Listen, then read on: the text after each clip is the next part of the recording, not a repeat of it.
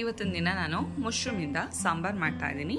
Mushroom sambar ಮಾಡೋದಕ್ಕೆ ಇಲ್ಲಿ ಏನೇನು ತೊಗೊಂಡಿದ್ದೀನಿ ಅಂತ ಹೇಳಿದ್ರೆ, ಒಂದು ಬಟ್ಲನಷ್ಟು ಮಶ್ರೂಮ್ ತೊಗೊಂಡಿದ್ದೀನಿ, ಮತ್ತು ಒಂದು ಚಿಕ್ಕ ಬೌಲಲ್ಲಿ ತೆಂಗಿನಕಾಯಿ ತೊಗೊಂಡಿದ್ದೀನಿ, ಮತ್ತು ಅಚ್ಕಾರದ ಪುಡಿ ಮತ್ತು ಧನಿಯಾ ಪುಡಿ,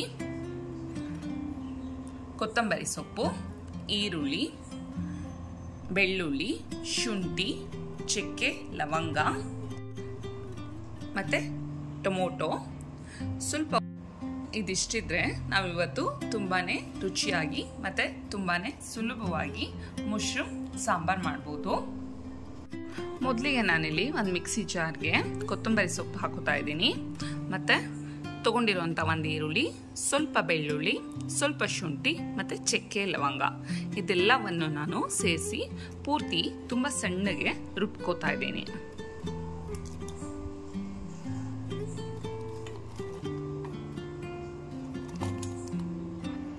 ರುಬ್ಕೊಳ್ಳುವಾಗಲೇ ನಾನು ಇದಕ್ಕೆ ಸ್ವಲ್ಪ ಅರಿಶಿನ ಪುಡಿ ಕೂಡ ಸೇರಿಸ್ಕೋತಾ ಇದ್ದೀನಿ.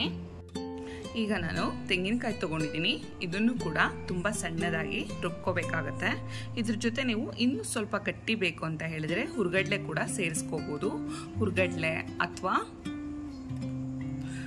ಗಸಗಸೆ ಇವೆರಡನ್ನೂ ಕೂಡ ಸೇರಿಸ್ಕೋಬೋದು. ಆದರೆ ನಾನಿಲ್ಲಿ ಯಾವುದನ್ನು ಕೂಡ ಸೇರಿಸ್ಕೋತಾ ಇಲ್ಲ, ಬರೀ ತೆಂಗಿನಕಾಯಿ ಮಾತ್ರ ತೊಗೊಂಡಿದ್ದೀನಿ. ಈಗ ಮೊದಲಿಗೆ ಇಲ್ಲಿ ಒಂದು ಬಾಣಲಿನ ನಾನು ಕಾಯೋದಕ್ಕೆ ಇಟ್ಕೊಂಡಿದ್ದೀನಿ, ಮತ್ತು ಇದಕ್ಕೆ ನಾನು ತುಪ್ಪ ಸೇರಿಸ್ಕೊತಾ ಇದ್ದೀನಿ. ನೀವು ತುಪ್ಪ ಅಥವಾ ಎಣ್ಣೆ ಯಾವ್ದು ಬೇಕಾದರೂ ಸೇರಿಸ್ಕೋಬೋದು. ನಾನಿಲ್ಲಿ 2 ಚಮಚದಷ್ಟು ತುಪ್ಪ ಸೇರಿಸ್ಕೊತಾ ಇದ್ದೀನಿ. ಇದಕ್ಕೆ ಈರುಳ್ಳಿನ ಒಗ್ಗರಣೆಗೆ ಹಾಕ್ತಾ ಇದ್ದೀನಿ. ಇದು ಸ್ವಲ್ಪ ಹಸಿ ವಾಸನೆ ಹೋಗೋವರೆಗೂ ಹುರ್ಕೋಬೇಕಾಗತ್ತೆ. ಈಗ ಇದಾಗಿದೆ, ಮತ್ತೆ ಇಂಥ ಟೈಮಲ್ಲಿ ಮಶ್ರೂಮ್ನ ನಾನು ಸೇರಿಸ್ಕೊತಾ ಇದ್ದೀನಿ.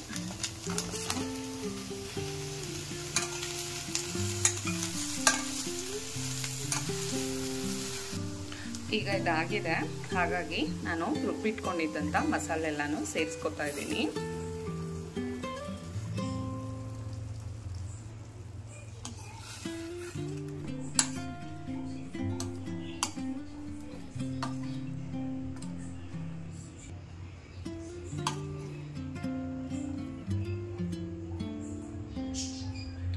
ಈ ಮಸಾಲೆನಲ್ಲಿ ಹಸಿ ವಾಸನೆ ಹೋಗೋವರೆಗೂ ಸ್ವಲ್ಪ ಹೊತ್ತು ಇದರಲ್ಲೇ ಬೇಯಬೇಕಾಗುತ್ತೆ. ಮತ್ತು ಈ ಮಶ್ರೂಮ್ ಸಾಂಬಾರು ಮಾಡೋದಕ್ಕೆ ಯಾವುದೇ ರೀತಿ ತುಂಬ ಮಸಾಲೆ ಎಲ್ಲ ಹಾಕೋ ಅವಶ್ಯಕತೆ ಇರೋದಿಲ್ಲ. ತುಂಬ ಮಸಾಲೆ ಹಾಕ್ಬಿಟ್ರೆ ಸಾಂಬಾರು ಅಷ್ಟು ರುಚಿ ಅಂತ ಅನಿಸೋದಿಲ್ಲ. ತುಂಬ ಮೀಡಿಯಮ್ ಆಗಿರಬೇಕಾಗತ್ತೆ. ಹಾಗಾಗಿ ನಾನಿಲ್ಲಿ ಸ್ವಲ್ಪ ತೊಗೊಂಡಿದ್ದೀನಿ, ಮತ್ತು ತುಂಬ ಈಸಿಯಾಗಿ ಮಾಡ್ಬೋದು, ಮತ್ತು ತುಂಬ ರುಚಿಯಾಗಿರುತ್ತೆ. ಈಗ ಇದೆಲ್ಲ ಆಗಿದೆ, ಹಾಗಾಗಿ ನಾನಿವಾಗ ಇದಕ್ಕೆ ಖಾರದ ಪುಡಿ ಹಾಕೋತಾ ಇದ್ದೀನಿ, ಮತ್ತು ಟೊಮೊಟೊ ಹಣ್ಣನ್ನು ಕೂಡ ಇದ್ರ ಜೊತೆ ಸೇರಿಸ್ಕೊತಾ ಇದ್ದೀನಿ.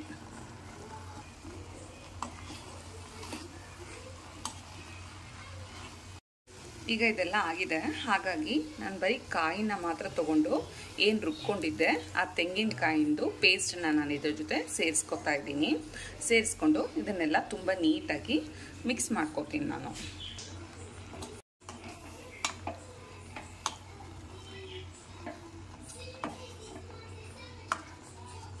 ಇದು ಕಡಿಮೆ ಉರಿನಲ್ಲಿ ಸ್ವಲ್ಪ ಹೊತ್ತು ಬೇಯಬೇಕಾಗತ್ತೆ, ಹಾಗಾಗಿ ಒಂದು ತಟ್ಟೆ ಮುಚ್ಚಿ ನಾನು ಬಿಟ್ಬಿಡ್ತೀನಿ ಸ್ವಲ್ಪ ಹೊತ್ತು.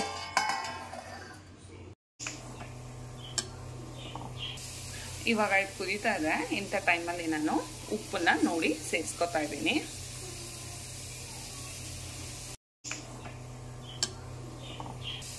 ಇವಾಗ ಇದು ಕುದೀತಾ ಇದೆ, ಇಂಥ ಟೈಮಲ್ಲಿ ನಾನು ಉಪ್ಪನ್ನ ನೋಡಿ ಸೇರಿಸ್ಕೊತಾ ಇದ್ದೀನಿ.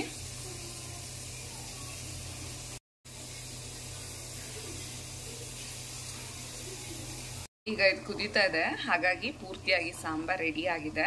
ಮತ್ತು ಇದಕ್ಕೆ ನಾನು ಕೊನೆಯದಾಗಿ ಕೊತ್ತಂಬರಿ ಸೊಪ್ಪನ್ನ ಹಾಕಿ ನಾನು ಇದನ್ನು ಸರ್ವಿಂಗ್ ಪ್ಲೇಟ್ಗೆ ಹಾಕಿ ತೋರಿಸ್ತೀನಿ ಯಾವ ರೀತಿಯಾಗಿ ಬಂದಿದೆ ಅಂತ ಹೇಳಿ.